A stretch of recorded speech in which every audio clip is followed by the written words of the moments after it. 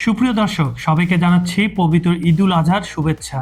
ঈদ মোবারক। উৎসবের এই আমেজের মধ্যেই বিশ্ব রাজনীতিতে বেজে উঠেছে এক ভয়াবহ যুদ্ধের দামামা। সরাসরি মার্কিন তেল ট্যাঙ্কারে ইরানের দুঃসাহসিক গুলি আর তার কয়েক ঘন্টার মধ্যে মার্কিন সামরিক বাহিনীর তীব্র পাল্টা আঘাত। ইরানের মূল ভূখণ্ডে মুহূর্তের মধ্যে কেঁপে উঠল বন্দর আব্বাসের আকাশ। ৩ দিনের মধ্যে ইরানের বুকে এটি যুক্তরাষ্ট্রের দ্বিতীয় দফা মার্কিন হামলা। হরমুজ প্রণালী এখন যেন এক জ্বলন্ত বারুদের স্তূপ, যেখানে যে কোনো মুহূর্তে রূপ নিতে পারে তৃতীয় বিশ্বযুদ্ধ। কিন্তু প্রশ্ন হচ্ছে, এই যুদ্ধ কি এখন খোদ মার্কিন প্রেসিডেন্ট ডোনাল্ড ট্রাম্পের গলার কাটা হয়ে দাঁড়িয়েছে? একদিকে নিজের দেশে ধসে পড়েছে ট্রাম্পের জনপ্রিয়তা, মার্কিনীদের বড় অংশই চাইছে যুদ্ধ বন্ধ হোক। অন্যদিকে বিন্দুমাত্র ছাড় দিতে নারাজ তেহরানের অনড় অবস্থান। পরাশক্তি যুক্তরাষ্ট্র কি তবে নিজের পাতা সামরিক ফাঁদে নিজে আটকা পড়ল? যুদ্ধ থেকে বের হতে কেন এখন মরিয়া হয়ে উঠেছে ডোনাল্ড ট্রাম্প? হরমুজ প্রণালীর এই রণক্ষেত্রের আদ্যপান্ত এবং মার্কিন প্রশাসনের ভেতরে চরম অস্বস্তি, সব বিস্ফোরক তথ্য নিয়ে আমি কাজল হায়দার আছি আপনাদের সাথে। পুরো খবরটি জানতে ভিডিওটি শেষ পর্যন্ত চোখ রাখুন। আমেরিকান বিমান ঘাঁটিতে ইরানের হামলা। ইরানের তাসনিম নিউজ এজেন্সির বরাত দিয়ে জানানো হয়েছে, দেশটির সশস্ত্র বাহিনী এই অঞ্চলে অবস্থিত একটি আমেরিকান বিমান ঘাঁটিতে হামলা চালিয়েছে। হরমুজ প্রণালীতে অবস্থিত কৌশলগতভাবে অত্যন্ত গুরুত্বপূর্ণ বন্দর নগরী বন্দর আব্বাসের কাছে মার্কিন বাহিনীর পক্ষ থেকে চালানো আগের একটি হামলার জবাবে ইরান পাল্টাই পদক্ষেপ নেয়।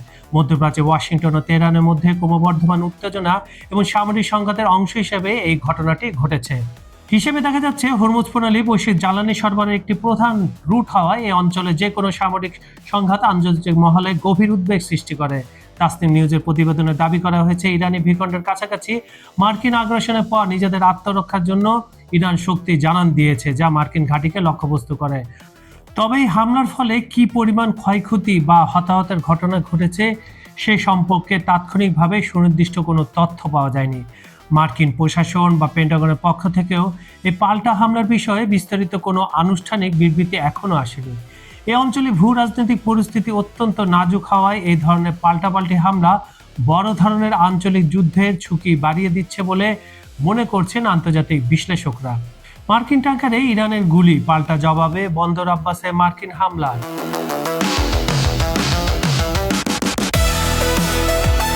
কৌশলগতভাবে অত্যন্ত গুরুত্বপূর্ণ হরমুজ প্রণালী ও ইরানের উপকূলীয় অঞ্চলে যুক্তরাষ্ট্র ইরানের মধ্যে নতুন করে সামরিক উত্তেজনা দেখা দিয়েছে। হরমুজ প্রণালীতে একটি মার্কিন তেল ট্যাঙ্কার লক্ষ্য করে ইরান গুলি চালানোর পর পাল্টা জবাব হিসাবে ইরানের বন্দর নগরী বন্দর আব্বাসে হামলা চালিয়েছে মার্কিন সামরিক বাহিনী। ৩ দিনের মধ্যে ইরানে এটি দ্বিতীয় মার্কিন হামলার ঘটনা। ইরানের আধা সরকারি বার্তা সংস্থা তাসনিম নিউজের বরাত দিয়ে জানা গেছে, হরমুজ প্রণালী অতিক্রম করার সময় একটি মার্কিন তেল ট্যাঙ্কার লক্ষ্য করে গুলি চালায় ইরানের সামরিক বাহিনী। ইরানি বাহিনীর দাবি, মার্কিন ট্যাঙ্কারটি তাদের রাডার সিস্টেম এবং যোগাযোগ ব্যবস্থা সম্পূর্ণ বন্ধ রেখে গোপনে প্রণালীটি পার হওয়ার চেষ্টা করছিল। নিয়ম লঙ্ঘনের অভিযোগে ইরানি সেনাবাহিনী ট্যাঙ্কারটিকে লক্ষ্য করে এই পদক্ষেপ নেয়। যুক্তরাষ্ট্রের পাল্টা সামরিক পদক্ষেপ।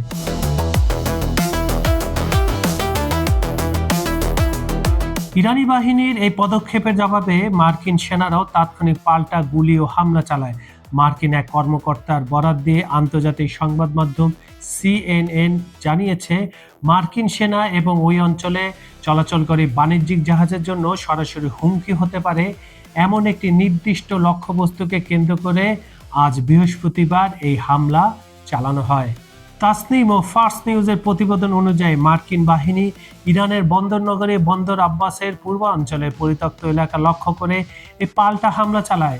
হামলার পরপরই বন্দর আব্বাসের পূর্বাঞ্চলে 3টি বিকট বিস্ফোরণের শব্দ শোনা যায়।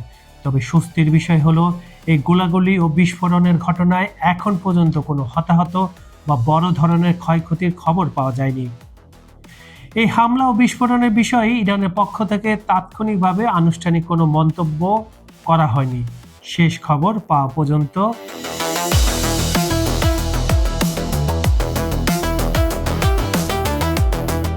এদিকে উদ্বুদ্ধ পরিস্থিতির মধ্যে ইরানের সঙ্গে সম্ভাব্য চুক্তি নিয়ে নিজের আগের অবস্থানে অনড় থাকার ঘোষণা দিয়েছেন মার্কিন প্রেসিডেন্ট ডোনাল্ড ট্রাম্প। তিনি স্পষ্ট জানিয়ে দিয়েছেন, চুক্তি নিয়ে তাড়াহুড়ো করার কোনো ইচ্ছা তার নেই এবং কোনো ধরনের চাপ প্রয়োগ করে তাকে চুক্তিতে বাধ্য করা যাবে না।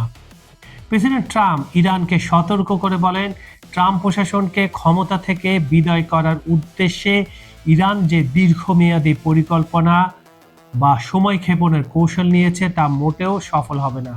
তিনি জোর দিয়ে উল্লেখ করেন, আসন্ন মধ্যবর্তী নির্বাচন নিয়ে তিনি বিন্দুমাত্র চিন্তিত নন এবং চাপের মুখে পড়ে মার্কিন স্বার্থের বাইরে কোনো সিদ্ধান্ত তিনি নেবেন না।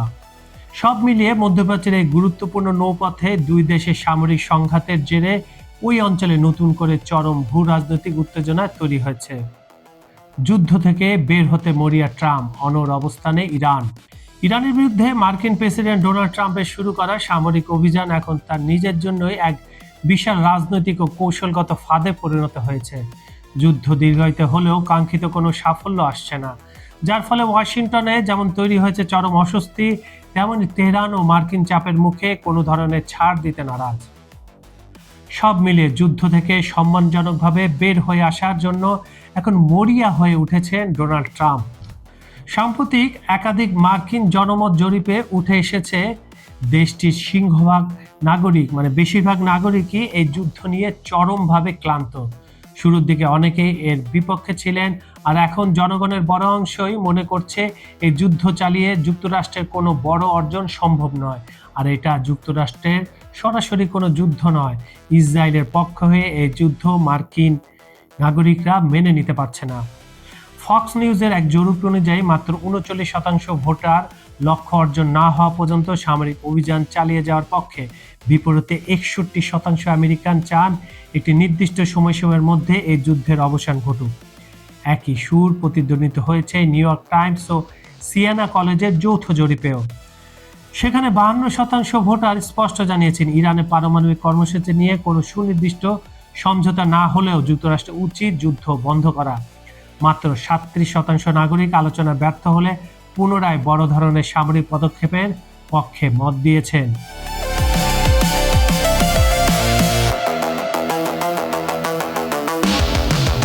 রাজনৈতিক বিশ্লেষকদের মধ্যে যুদ্ধ শুরুর সময় প্রেসিডেন্ট ট্রাম্প দুটি বড় ধরনের কৌশলগত ভুল করেছিলেন।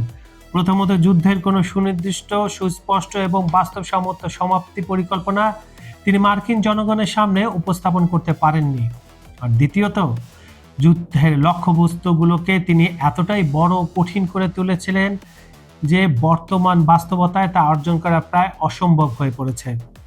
যুদ্ধের শুরুতে ট্রাম্প ঘোষণা করেছিলেন তিনি ইরানের নিঃশর্ত আত্মসমর্পণ ছাড়া কিছুই মেনে নেবেন না।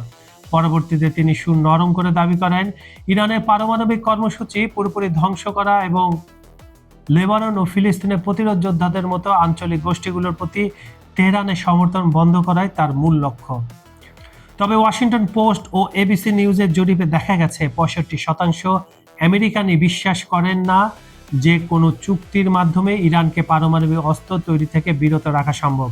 এমনকি মাত্র 22% মানুষ মনে করেন সামরিক শক্তি দিয়ে ইরানের পারমাণবিক সক্ষমতা পুরোপুরি ধ্বংস করা যাবে, যেটা পুরোপুরি ভুল ধারণা। যে দেশের কাছে পারমাণবিক অস্ত্র নেই তাকে কোন ইস্যুতে ধ্বংস হবে, এই ধরনের ভুয়া ইস্যু আমরা দেখেছি সাদ্দাম হোসেনের বেলায়ও।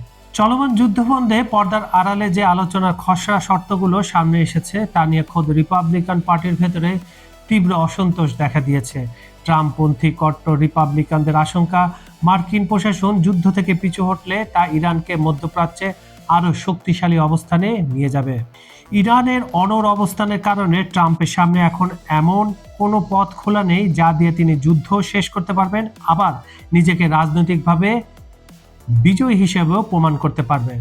তিনি পড়েছেন ফাটাবাসের চিপায়, না বেরোতে পারছেন না গিলতে পারছেন। সিএনএন-এর এক সাম্প্রতিক জরিপে দেখা গেছে ইরান ইস্যুতে ট্রাম্পের সিদ্ধান্তের উপর মাত্র 20% মানুষের অনেক আস্থা রয়েছে। বিপরীতে 59% মানুষ তার নেতৃত্বের উপর আস্থা অনেক আগেই হারিয়ে ফেলেছেন। ট্রাম্পের সামনে এখন বিকল্প কি? বিশ্লেষকদের মতে মার্কিন প্রেসিডেন্টের সামনে এখন কেবল দুটি পথই খোলা রয়েছে। নাম্বার 1, কিছুটা আপোষ করে হলেও ইরানের সাথে দ্রুত চুক্তি করে যুদ্ধ থেকে মার্কিন সেনাদের দেশে ফিরিয়ে আনা। দ্বিতীয়ত, রাজনৈতিক ইগো বজায় রাখতে যুদ্ধকে আরও দীর্ঘায়িত করা। তবে দ্বিতীয় পথটি বেছে নিলে তা আগামী দিনে রিপাবলিকান পার্টির জন্য আরো বড় রাজনৈতিক বিপর্যয় ডেকে আনবে বলে মনে করছেন বিশেষজ্ঞরা। সুতরাং দর্শক, পাশার দান এখন পুরোপুরি উল্টে গেছে। ইরানকে গুড়িয়ে দেওয়ার হুঙ্কার দিয়ে ট্রাম্প যুদ্ধ শুরু করেছিলেন 3 মাস আগে। আজ সেই যুদ্ধের চক্রব্যূহে বন্দী খোদ হোয়াইট হাউস। একদিকে দেশের মাটিতে ধসে পড়া জনপ্রিয়তা আর রিপাবলিকান শিবিরের গৃহযুদ্ধ, অন্যদিকে হরমুজ প্রণালীতে ইরানের সামরিক বাহিনীর রণদেহী মূর্তি। সব মিলিয়ে ডোনাল্ড ট্রাম্প এখন এমন এক জ্বলন্ত আগ্নেয়গিরির উপর দাঁড়িয়ে আছেন যেখান থেকে পিছু হটার পথ নেই, আর সামনে যাওয়ারও সাহস নেই। ইতিহাস কি তবে দেখবে পরাশক্তি আমেরিকার এক চরম কৌশলগত পরাজয়, নাকি নিজের রাজনৈতিক অস্তিত্ব বাঁচাতে ট্রাম্প শেষ মুহূর্তে টিপে দেবেন এক ভয়ঙ্কর যুদ্ধের বোতাম? মধ্যপ্রাচ্যের এই বারুদের স্তূপ কি সত্যি ডেকে আনবে তৃতীয় বিশ্বযুদ্ধ? সময়ের উত্তর দেবে। সুপ্রিয় দর্শক, আপনাদের কি মনে হয় ট্রাম্প কি পারবেন এই ফাঁদ থেকে সম্মানজনকভাবে বের হতে, নাকি ইরানই শেষ হাসি হাসবে? আপনার মূল্যবান মতামত অবশ্যই আমাদের কমেন্ট বক্সে জানান। বাংলাদেশ, ভারত, মধ্যপ্রাচ্য কিংবা ইউরোপ, আমেরিকা যে প্রান্ত থেকে আপনি এই মুহূর্তে আমাদের দেখছেন, কমেন্টে আপনার দেশের নাম লিখতে ভুলবেন না। আন্তর্জাতিক রাজনীতির ভেতরের এমন সব বিস্ফোরক ও এক্সক্লুসিভ খবরের নিয়মিত আপডেট পেতে এখনই আমাদের চ্যানেলটি সাবস্ক্রাইব করে রাখুন। আর হ্যাঁ, ডেসক্রিপশনে দেওয়া নাম্বারে যোগাযোগ করতে পারেন যে কোনো বিজ্ঞাপন ও প্রমোশনের জন্য। আজকের মতো আমি কাজল হায়দার এখানে বিদায় নিচ্ছি। দেখা হবে পরবর্তী ভিডিওতে বিশ্ব রাজনীতির নতুন কোনো উত্তপ্ত সমীকরণ নিয়ে। ততক্ষণ পর্যন্ত সবাই ভালো থাকুন, সাবধানে থাকুন। আল্লাহ হাফেজ।